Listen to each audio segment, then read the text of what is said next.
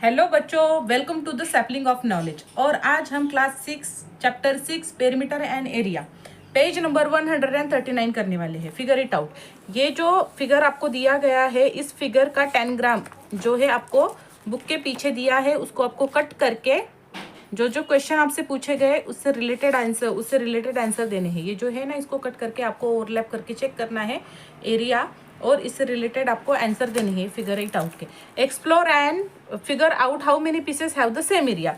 कितने, देखो ए और बी ये दोनों सेम लग रहे हैं, ये दोनों सेम लग रहे, तो ए और B have same area and C and D also equal. ये दोनों भी क्या लग रहे हैं, सेम लग रहे हैं, इसलिए ये दो सी और ई इनका भी जो एरिया है इक्वल है। How many times bigger is shape D as compare to C. D जो है सी से कितना बड़ा है। देखो सी और ई इन दोनों को मिला के पूरा डी बन रहा है, क्योंकि सी और ई इक्वल था और इन दोनों को मिला के पूरा डी बन रहा है। तो हमें रिलेशनशिप पूछा गया है कि सी और डी में रिलेशन, तो डी जो है ट्वाइस है, डबल है देन सी से ये क्या है, डबल है। विच शेप हैज मोर एरिया। देखो आपको सब जो क्वेश्चन के आंसर है मैंने रिटर्न में लिख के रखे हैं, आप इसका स्क्रीनशॉट ले सकते हो। पहले आप समझने पे ध्यान दीजिए, आप पहले फिगर को अच्छी तरह से समझ लीजिए, फिर आप क्या है इसको आपको रिटर्न में सारे आंसर मिल जाएंगे, ठीक है। तो what is our next question, which shape has more area, D और F.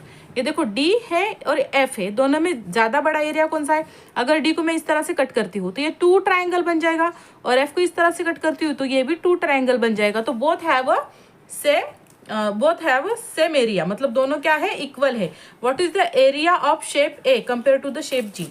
What is the area of, देखो यहाँ पे what is the area of shape A. Shape A का जो एरिया है compare to the G, shape A का area हमें जी से कंपेयर करके बताना है कि वो क्या है। इज इट ट्वाइस और एज बिग, ये ट्वाइस, इसके ट्वाइस है या उससे ज्यादा है। तो शेप ए जो है, शेप ए है, ये जी के 4 टाइम है, ठीक है। हमें देख के ही समझ में आ रहा है कि शेप ए जो है जी के 4 टाइम्स है, ओके। नेक्स्ट क्वेश्चन है व्हाट इज द एरिया, ये हो गया ना। नेक्स्ट क्वेश्चन करते हैं, can you now figure out the area of big square form with all 7 pieces in the term of area C. जो एरिया सी आपको दिया गया है, ये जो है इसको अगर हम पूरे फिगर के ऊपर ओवरलैप करते हैं तो ये सी जितना पार्ट, मतलब कितने सी इसके अंदर बैठेंगे, ये उन्होंने पूछा गया है, ठीक है। तो since the shape D is equal to 2 into C, shape D कैसे बना है, 2 इंटू 2 सी से मिलके एक डी बना हुआ है। 2 सी मतलब यहाँ पे एक सी और यहाँ पे एक सी मिलके पूरा डी बना है।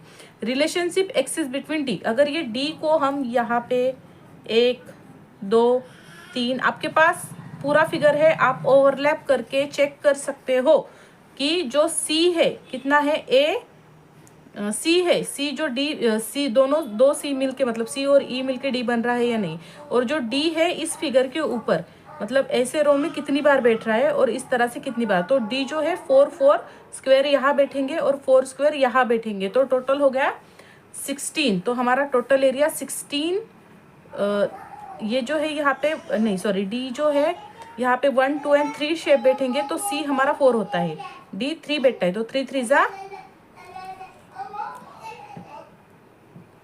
नेक्स्ट क्वेश्चन करते हैं, can you now figure out the area big square formed with all 7 pieces in the term of area C. Area C इसको हमें देखना है कि एरिया सी अगर हम यहाँ पे रखते हैं तो टोटल कितने पीस बैठने वाले हैं इस फिगर के अंदर। तो हम, ये ट्रायंगुलर शेप है, ये तो इसके ऊपर ओवरलैप करके हम नहीं देख सकते, तो सी जो है डी से बना हुआ है, मतलब 2 सी को मिला के एक डी बन रहा है। तो डी को एक के ऊपर एक आप रख के चेक कर सकते हो कि कितने डी उसमें बैठ रहे, जितना डी बैठ रहा होगा उतना ही डबल, उसका ही डबल जो है क्या मिलेगा, हमें सी मिल जाएगा।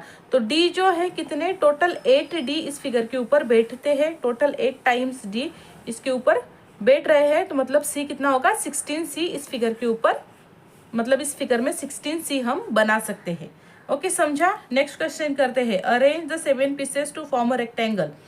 7 पीस क्या करना है, arrange the 7 piece to form a rectangle. ये जो 7 पीस है हमारे पास 1 2 3 4 5 6 7, ये जो 7 पीस है इनको इस तरह से अरेंज करना है कि उससे एक रेक्टेंगुलर शेप बन जाए।